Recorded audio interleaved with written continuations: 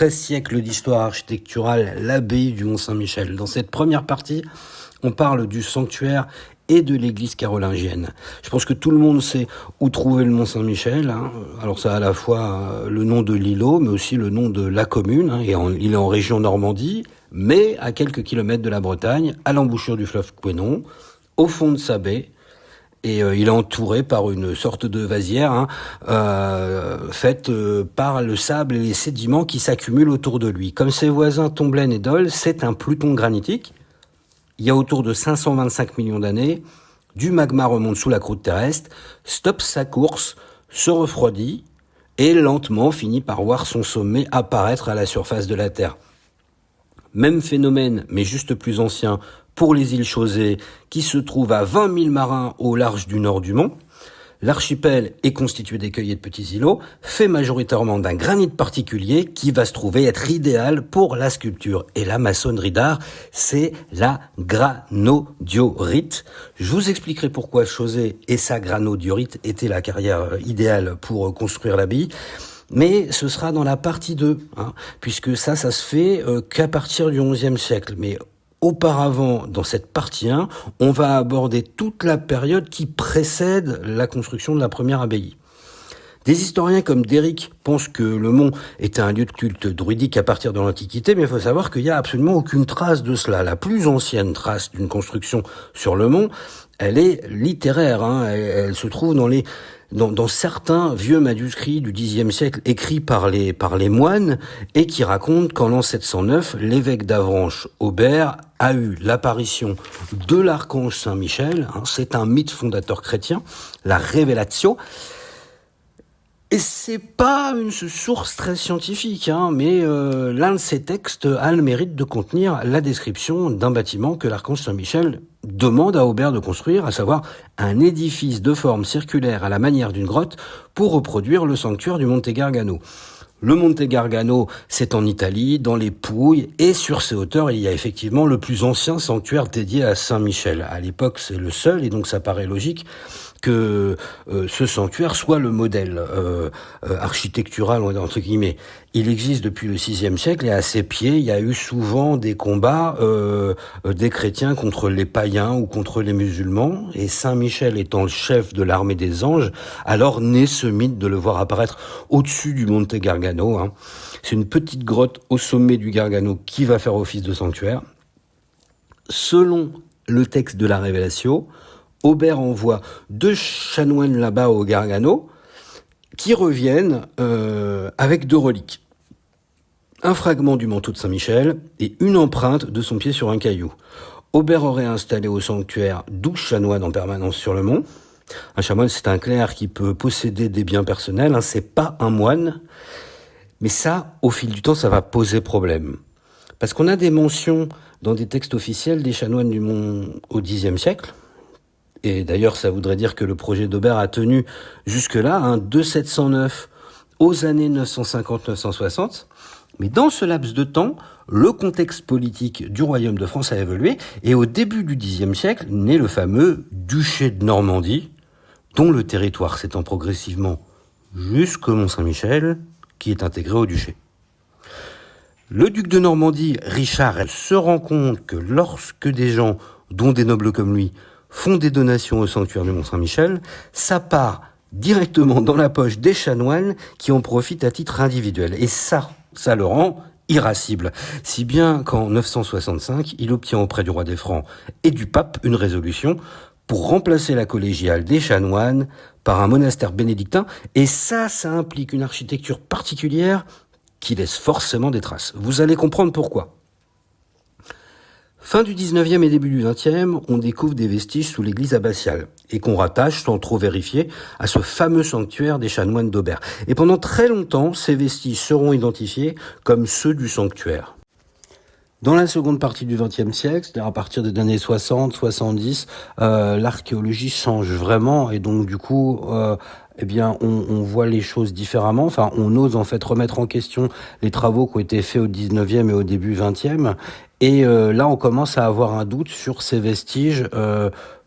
Pour pas mal d'archéologues, ça ne peut pas être le sanctuaire. Et donc, ça va aboutir au début des années 2000 à un travail de datation très fastidieux mené par l'archéologue Christian Sapin. Voilà. Et alors, il fait dater les briques et aussi le charbon de bois qui est contenu dans les mortiers. Et là, bim, la datation qui match, c'est pas du tout donc du coup le 8e siècle, c'est le 10e siècle. Voilà. Pas un bout de caillou n'appartient au 8e siècle, ou même au 9e.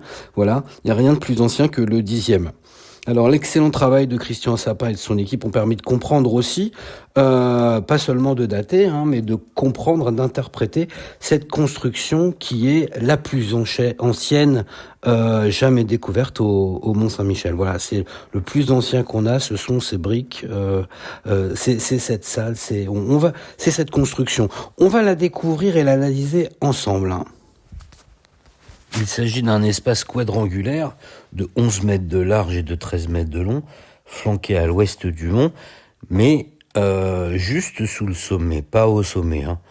On le surnomme aujourd'hui Notre-Dame sous terre, mais à l'époque, l'édifice est bien à la surface. Il a servi de fondation plus tard, quand on a construit l'abbaye romaine. Christian Sapin démontre que le quadrilatère est d'abord construit en premier, puis séparé en deux pour en faire deux nefs un peu plus tard. Une nef sud, une nef nord. Deux vaisseaux, soit deux espaces distincts. L'entrée se faisait probablement à l'ouest par deux vestibules, sans doute les narthex, qui sont construits, c'est toujours Christian Sapin qui le date, après la séparation des deux vaisseaux.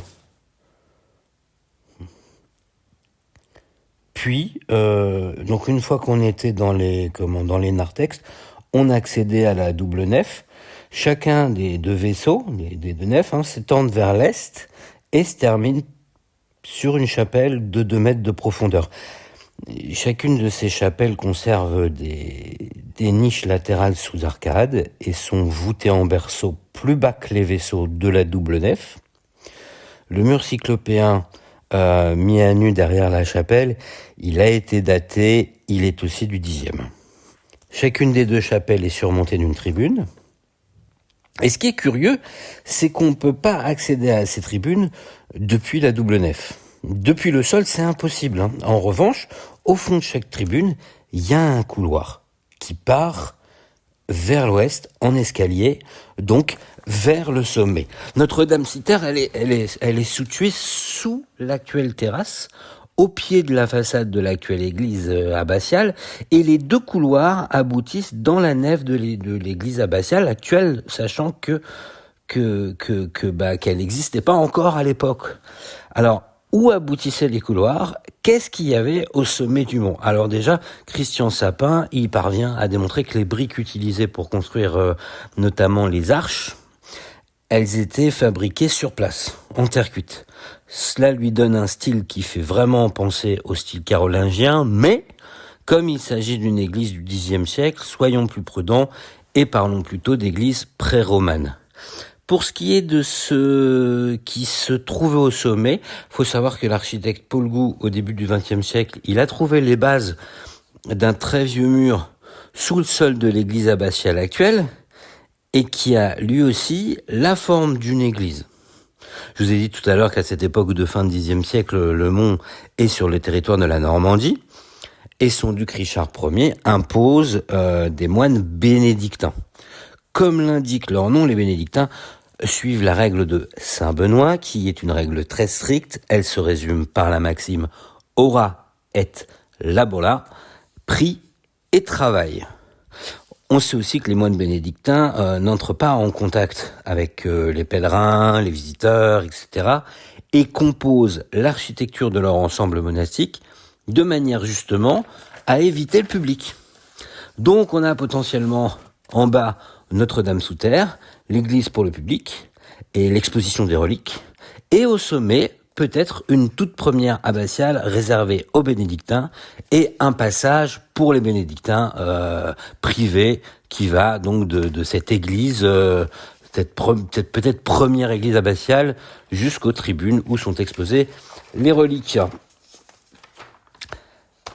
C'est dans le contexte, effectivement, de l'arrivée des bénédictins que l'histoire architecturale du Mont Saint-Michel va encore plus s'étoffer avec ces bénédictins qui vont rapidement construire sur le mont une abbaye romaine. C'est là que s'achève notre première partie. Dans la partie 2, on va commencer à vraiment parler d'architecture en profondeur, et je vais, dans cette partie 2, vous dévoiler tous les secrets de l'abbaye romaine.